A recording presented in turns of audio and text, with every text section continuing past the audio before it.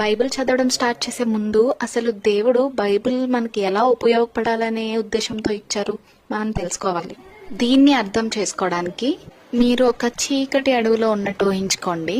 అక్కడ మీకు ఎటు వెళ్తే ఏమొస్తుందో తెలియదు. ఎక్కడ గుంతలున్నాయి, ఎక్కడ చెరువులున్నాయి, ఎక్కడ రాళ్ళు ఉన్నాయి, ఎక్కడ జంతువులు ఉన్నాయి, హాని చేసేవన్నీ ఎక్కడున్నాయి, ఏంటి అసలు ఏమీ మనకు తెలియదు. ఇప్పుడు ఆ వ్యక్తికి ఏం అవసరం? ఒకటి అడ్డంకుల్ని గుర్తించి మంచి దారిని వెళ్ళడానికి ఒక లైట్, తను అనుకున్న గమ్యానికి సురక్షితంగా చేరుకోవడానికి అన్నీ తెలిసిన మంచి గైడ్.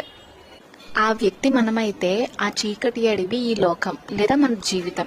కీర్తన 119:105 చెప్తున్నట్టు లైట్ వచ్చేసి దేవుని వాక్యం ఆర్ బైబిల్, అండ్ గైడ్ వచ్చేసి మన ప్రభువైన యేసుక్రీస్తు వారు. మన గమ్యం వచ్చేసి దేవునితో మంచి సంబంధం, దేవుని రాజ్యం. ఈ చీకటి లోకంలో మన పరిస్థితి కూడా ఆ వ్యక్తిలానే ఉంటుంది. ఏవి మంచి చేస్తాయి, ఏం చెడు చేస్తాయి, ఎటు వెళ్తే మన గమ్యానికి చేరుకుంటాం అనేవి మనకు తెలియదు. పోనీ అనుభవపూర్వకంగా తెలుసుకుందాం అనేసరికే మన జీవితం అయిపోతుంది. అందుకే అన్నీ తెలిసిన దేవుడు మన అడ్డంకుల్ని గుర్తించి వాటిని దాటుకొని వెళ్ళడానికి వాక్యం అనే లైట్ని ఇచ్చారు. అలాగే మన గమ్యానికి నడిపించే సరైన దారిని గుర్తించడానికి, దాని గుండా నడిపించడానికి మన ప్రభువైన యేసుక్రీస్తు వారిని కూడా పంపించారు.